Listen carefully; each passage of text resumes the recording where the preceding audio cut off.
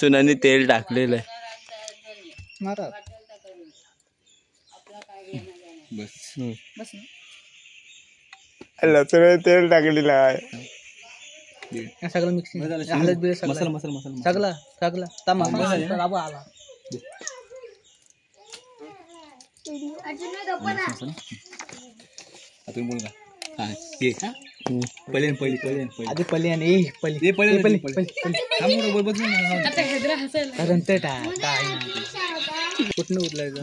आपण आधी याच्यामध्ये तेल टाकले.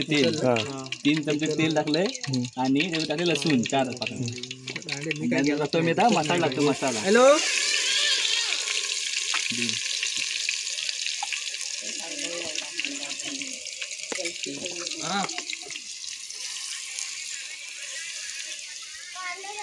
आता मसाला मस्त तेलामध्ये फ्राय करून घेतो मी. हा ठीक आहे. हा हा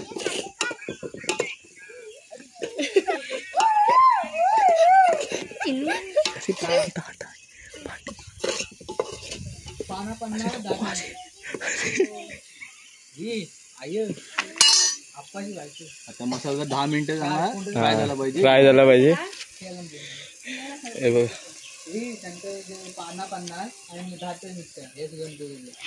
तर वेट करू आपण 10 मिनिटं जरा मसाला केलं झालं. यामध्ये आपण घेतलंय लाल मसाला, गरम मसाला, हळद आणि चिकन मसाला घेतलाय. आता आपण त्याच्यामध्ये मसाला टाकतोय आणि मसाल्यामध्ये तो फ्राय करून घेणार आहे आपण. ते मिक्स होते चांगलं म्हणून काही टाकतोय.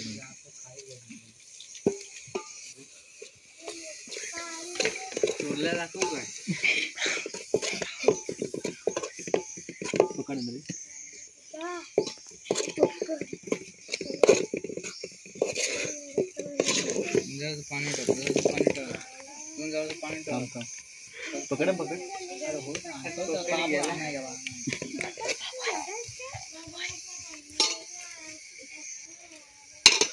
आणि चांगलं त्या मसाल्यामध्ये मिक्स करून घेतो सर्व मसाले. हरवे मसाल्यामध्ये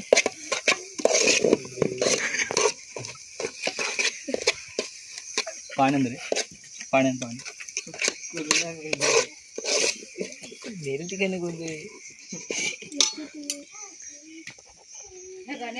पाणी टाकून घ्यायचं त्याच्यामध्ये.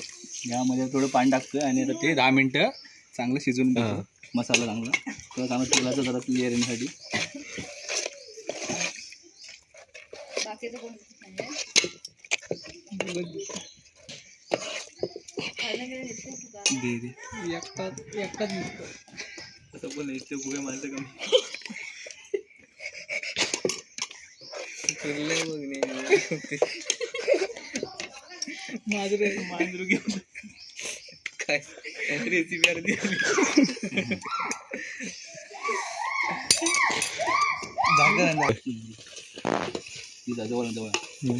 आता मस्तपैकी मसाला तेलामध्ये फ्राय झालेला आहे.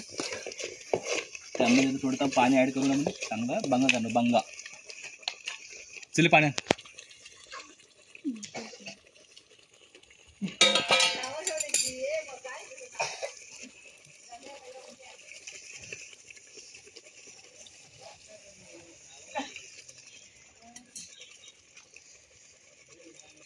बरोबर व्हिडिओ तयार करतात परत. कोणता आवाज कट करतो.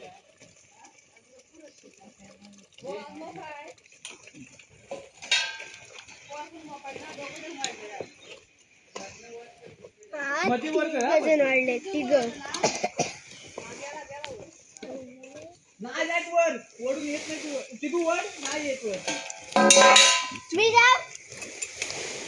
मधी वर काय लागते. कोकम आणले. कोकम ताटाला खाली घाण लागली. आले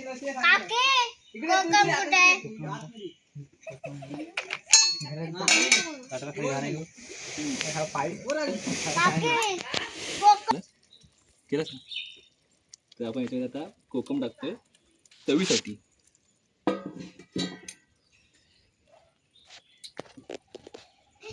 काय मारायचं जेवण.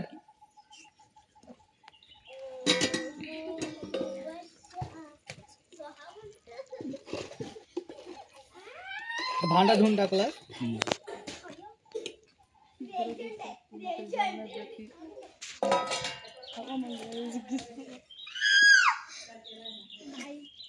आता रस केला चालू चालू आहे ना आता रस चालूचा हात काय चालूचा काय कट करतो राय चालूचा ते कॅमेरा इकडेच आहे.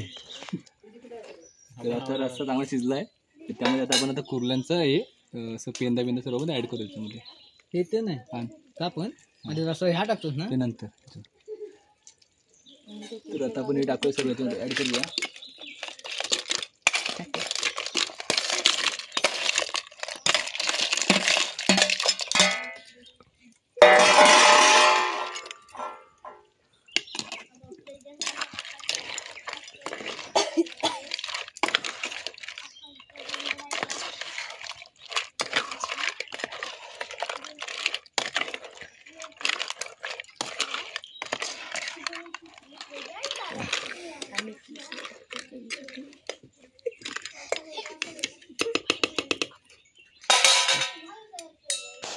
शेंग्यांचं सर्व पाणी तयार केलेलं आहे ते आता आम्ही त्याच्यामध्ये ॲड करणार आहेत कारण ते रस्सा होण्यासाठी.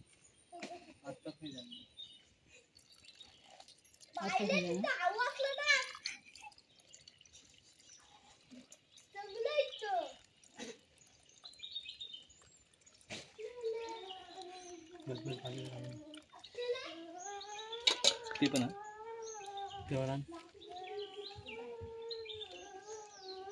टाक टाक टाक टाक टाक टाक तू टाक टाक टाक टाक बस कट का आता कट आता कट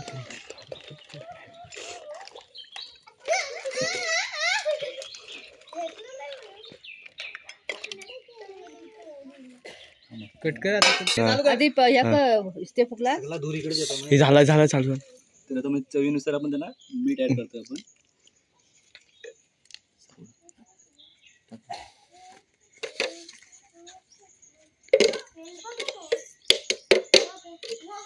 असं वाटत पाणी जास्त आलंय कट आता कट झाला तेवढं चालू आहे ना नाही का की पाणी जास्त कसं नाही वाटत ना मला अजून आता शिजायचं होईल. आता आपण हे आहे ते आपण 20 मिनिटं अर्धा तासाला चांगलं शिजवणार आहोत कारण ते चांगलं शिजलं पाहिजे. तर आतमध्ये जे सर्व कुर्ल्यांचे नांगेने सर्व असतात ते चांगलं शिजलं पाहिजे. आणि आम्ही हे केलंय ते सर्व पारंपरिक पद्धतीने केलंय कारण ते चुलीवरचं जेवण आम्ही केलेलं आहे कोणत्याही गॅसवरती काय नाही यूज केलं आहे त्याचा. थँक्यू.